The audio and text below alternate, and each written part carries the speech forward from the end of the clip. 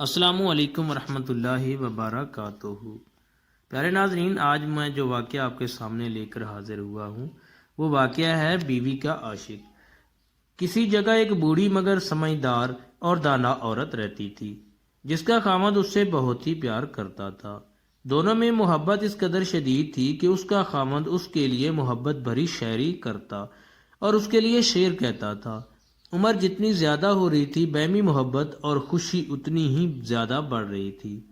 جب اس عورت سے اس کی دائمی محبت اور خوشیوں بھری زندگی کا راز پوچھا گیا، آیا کہ وہ ایک بہت ماہر اور اچھا کھانا پکانے والی ہے، یا وہ بہت ہی حسین و جمیل اور خوبصورت ہے، یا وہ بہت زیادہ عیالدار اور بچے پیدا کرنے والی عورت رہی ہے، یا اس محبت کا کوئی اور راز ہے، تو عورت نے یوں جواب دیا کہ خوشیوں بھری زندگی کے اسباب اللہ سبحانہ و تعالیٰ کی ذات کے بعد خود عورت کے اپنے ہاتھ میں ہیں۔ اگر عورت چاہے تو وہ اپنے گھر کو جنت کی چھاؤں بنا سکتی ہے، اور اگر یہی عورت چاہے تو اپنے گھر کو جہنم کی دہکتی ہوئی آگ سے بھی بھر سکتی ہے۔ مت سوچئے کہ مال و دولت خوشیوں کا ایک سبب ہے۔ تاریخ کتنی مالدار عورتوں کی کہانیوں سے بھری پڑی ہے جن کے خاوند ان کو ان کے مال و متاع سمیت چھوڑ کر کنارہ کش ہو گئے، اور نہ ہی عیالدار اور بہت زیادہ بچے پیدا کرنے والی عورت ہونا کوئی خوبی ہے۔ کئی عورتوں نے 10 بچے پیدا کیے مگر نہ خاوند ان کے مشکور ہوئے اور نہ ہی وہ اپنے خاوندوں سے کوئی خصوصی التفات اور محبت پا سکیں، بلکہ طلاق تک نوبتیں جا پہنچی۔ اچھے کھانا پکانا بھی کوئی خوبی نہیں ہے۔ سارا دن کچن میں رہ کر مزے مزے کے کھانے پکا کر بھی عورتیں خاوند کے غلط معاملہ کی شکایت کرتی نظر آتی ہیں اور خاوند کی نظروں میں اپنی کوئی عزت نہیں بنا پاتی۔ تو پھر آپ ہی بتا دیں اس پرسعادت اور خوشیوں بھری زندگی کا کیا راز ہے، اور آپ اپنے اور خاوند کے درمیان پیش آنے والے مسائل اور مشاکل سے کس طرح نپٹا کرتی تھیں؟ اس نے جواب دیا، جس وقت میرا خاوند غصے میں آتا تھا، اور بلا شبہ میرا خاوند بہت ہی غصیلا آدمی تھا، میں ان لمحات میں نہایتی احترام کے ساتھ مکمل خاموشی اختیار کر لیا کرتی تھی۔ یہاں ایک بات واضح کر دوں کہ احترام کے ساتھ خاموشی کا یہ مطلب ہے کہ آنکھوں سے حقارت اور نفرت نہ جھلک رہی ہو اور نہ ہی مذاق اور سخریہ پن دکھائی دے رہا ہو۔ آدمی بہت عقل مند ہوتا ہے، ایسی صورتحال اور ایسے معاملے کو بھانپ لیا کرتا ہے۔ اچھا، تو آپ ایسی صورتحال میں کمرے سے باہر کیوں نہیں چلی جایا کرتی تھیں؟ اس نے کہا، خبردار ایسی حرکت مت کرنا، اس سے تو ایسا لگے گا تم اس سے فرار چاہتی ہو اور اس کا نقطہ نظر نہیں جاننا چاہتی۔ خاموشی تو ضروری ہے ہی، اس کے ساتھ ساتھ خاوند جو کچھ کہے اسے نہ صرف یہ کہ سننا بلکہ اس کے کہے سے اتفاق کرنا بھی اتنا ہی اشد ضروری ہے۔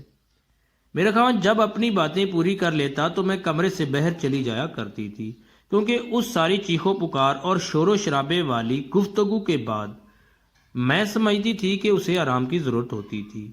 کمرے سے باہر نکل کر میں اپنے روزمرہ کے گھریلو کام کاج میں مشغول ہو جاتی تھی، بچوں کے کام کرتی، کھانا پکانے اور کپڑے دھونے میں وقت گزارتی اور اپنے دماغ کو اس جنگ سے دور بھگانے کی کوشش کرتی جو میری خاوند نے میرے ساتھ کی تھی۔ تو آپ اس ماحول میں کیا کرتی تھیں؟ کئی دنوں کے لیے لا تعلقی اختیار کر لینا اور خاوند سے ہفتہ 10 دن کے لیے بول چال چھوڑ دینا وغیرہ وغیرہ؟ اس نے کہا، نہیں، ہرگز نہیں۔ بول چال چھوڑ دینے کی عادت انتہائی گھٹیا فعل اور خاوند کے ساتھ تعلقات کو بگاڑنے کے لیے دو رخی تلوار کی مانند ہے۔ اگر تم اپنے خاوند سے بولنا چھوڑ دیتی ہو تو ہو سکتا ہے شروع میں اس کے لیے یہ بہت ہی تکلیف دہ عمل ہو۔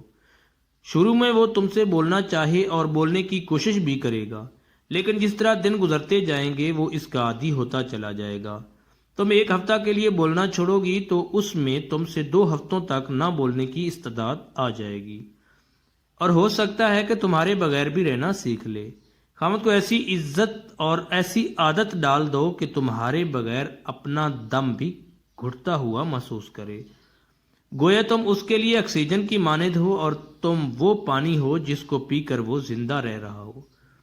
اگر ہوا بننا ہے تو ٹھنڈی اور لطیف ہوا بنو، نہ کہ گرد آلود اور تیز آندھی۔ اس کے بعد آپ کیا کرتی تھیں؟ اس عورت نے کہا، میں 2 گھنٹوں کے بعد یا 2 سے کچھ زیادہ گھنٹوں کے بعد جوس کا ایک گلاس یا پھر گرم چائے کا ایک کپ بنا کر اس کے پاس جاتی اور اسے نہایت ہی سلیقے سے کہتی، لیجئے چائے پیجئے۔ مجھے یقین ہوتا تھا کہ وہ اس لمحے اس چائے یا جوس کا متمنی ہوتا تھا۔ میرا یہ عمل اور اپنے خاوند کے ساتھ گفتگو اس طرح ہوتی تھی گویا ہمارے درمیان کوئی غصے یا لڑائی والی بات ہوئی ہی نہیں، جبکہ اب میرا خاوند ہی مجھ سے اصرار کر کے بار بار پوچھتا تھا کہ کیا میں اس سے ناراض تو نہیں ہوں، جبکہ میرا ہر بار اس سے یہی جواب ہوتا کہ نہیں، میں تو ہرگز ناراض نہیں ہوں۔ اس کے بعد وہ ہمیشہ اپنے درست رویے کی معذرت کرتا تھا اور وہ مجھ سے گھنٹوں پیار بھری باتیں کرتا تھا۔ تو کیا آپ اس کی ان پیار بھری باتوں پر یقین کر لیتی تھیں؟ ہاں بالکل، میں ان باتوں پر بالکل یقین کرتی تھی۔ میں جاہل نہیں ہوں۔ کیا تم یہ کہنا چاہتی ہو کہ میں اپنے خاوند کی ان باتوں پر تو یقین کر لوں جو وہ مجھ سے غصے میں کہہ ڈالتا تھا، اور ان باتوں پر یقین نہ کروں جو وہ مجھے پرسکون حالت میں کرتا تھا؟ تم مجھ سے کیوں کر منوانا چاہتی ہو کہ میں اس کی غصے کی حالت میں کہی ہوئی باتوں پر یقین کر لیا کروں؟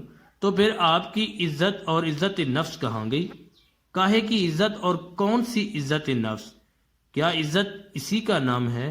تم غصے میں آئے ہوئے ایک شخص کی تلخ و ترش باتوں پر تو یقین کر کے اسے اپنی عزت نفس کا مسئلہ بنا لو، مگر اس کی ان باتوں کو کوئی اہمیت نہ دو جو وہ تمہیں پیار بھرے اور پرسکون ماحول میں کہہ رہا ہو۔